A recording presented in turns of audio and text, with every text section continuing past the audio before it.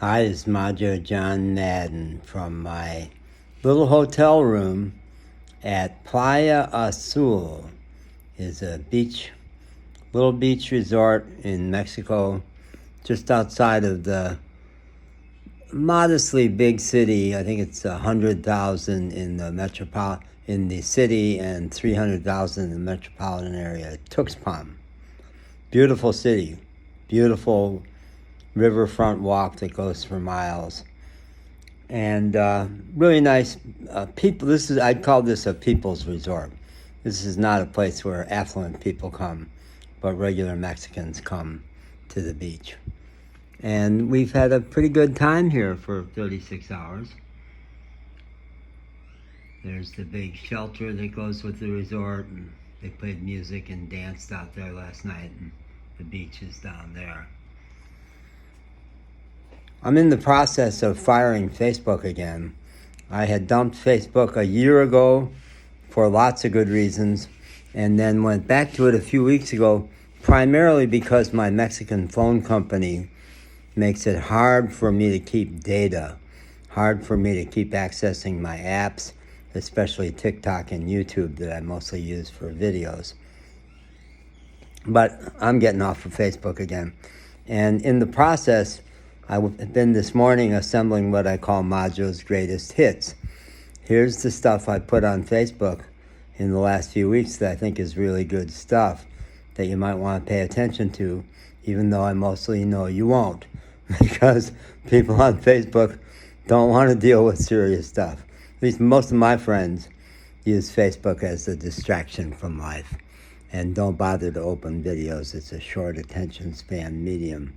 So while I'm in the mode of Majo's Greatest Hits, and I'm also firing Facebook, I want to talk about firing people. When there's somebody in your life that does not serve you anymore, or actively undermines, or especially just doesn't get who you really are, and maybe never will, it's best often to leave them behind. You've got to be willing to make a choice, even with people who have been with you for years, many years. And I'll describe how some of these people are a long time. And this may spill over into a couple of 10-minute videos. The first one I'll describe is a woman named Lynn, who I became friends with, I think, 35 years ago. We were in a big training program for management consultants at the Gestalt Institute of Cleveland, which is one of the real premier training institutes for Gestalt therapists. And for many years, 25 years, something like that, had a pretty phenomenal organization and systems development center. It was a place where management consultants would learn principles of Gestalt to apply in your management consulting, and I was a management consultant. Oh, the sun's coming out, peeking through.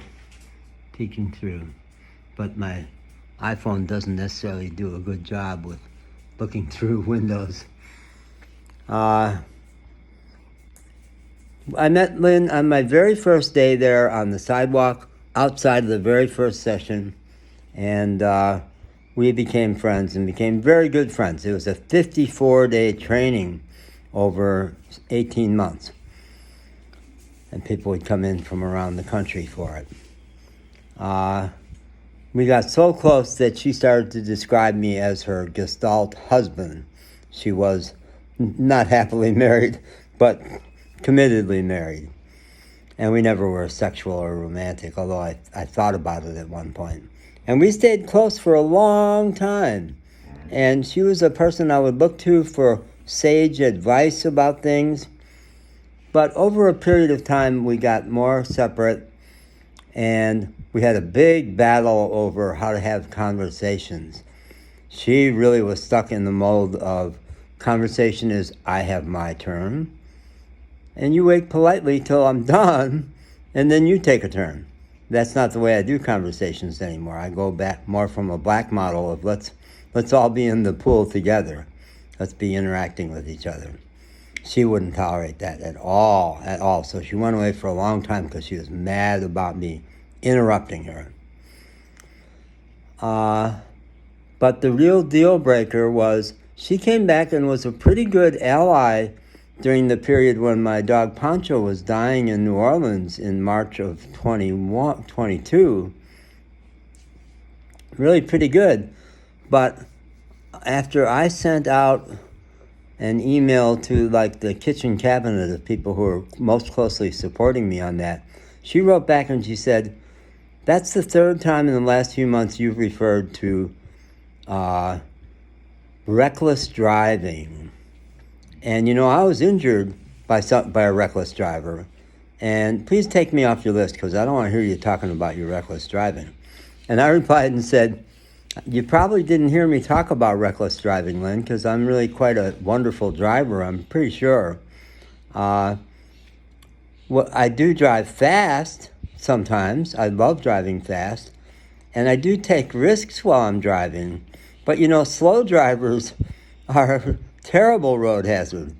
Some bozo in Asheville, North Carolina, where I was for 16 years, put up on Facebook, here's a scene of an accident here in Asheville. People drive slowly." And I wrote back and said, "That is terrible advice. Slow drivers make people do crazy things trying to get around them. No, you drive according to the conditions." So I responded to Lynn and said, "It's pretty clear to me that you're into judging me and you don't have a clue about who I've become these days. And oftentimes it's the people you've known the longest who, if you change pretty dramatically, and I have over the last 4 years, they can't keep up with you. They won't update their files. They keep seeing you the way they used to." So I fired her. In that same vein of a longtime friend, I had been part of a men's group. Now, I've been leading and participating in men's groups for about 35 years, since very early in the men's movement.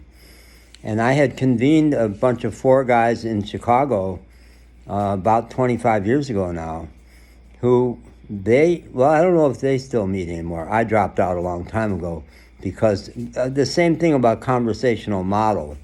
The way they run their groups is each of them gets a half-hour check-in and people listen politely for a half an hour, which I find totally intolerable now.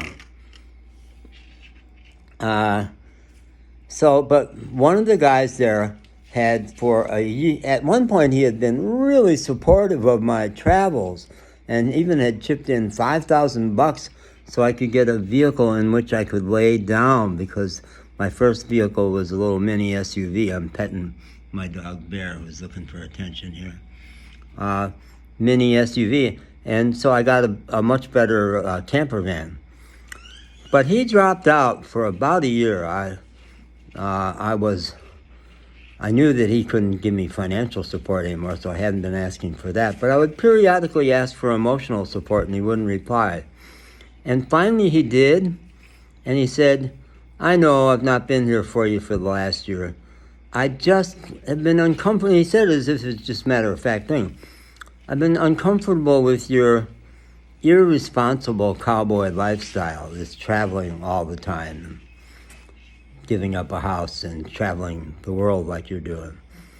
So I replied to him in a 5-minute video in which I said "fuck you" I think 8 times in 5 minutes, and said, "You're going to dismiss all the courageous and exciting and sometimes very difficult and even dangerous things I've been doing for 3 years, this whole dramatic, transformative process. You're going to write it off as irresponsible? Fuck you, Jack." And it's up on YouTube and TikTok, and I recommend it as a template for when you really need to tell somebody where to go, because I did it. So that's 9 minutes, and that's going to be the first installment. I've got a couple more stories to tell about my old sister-in-law. I guess technically my sister-in-law. My brother's been dead for a few years. And her daughter, my favorite niece, both of which I've had to fire recently. Oh, and I'll tell about Nina, my old writing coach, who I also had to fire. Okay, bye.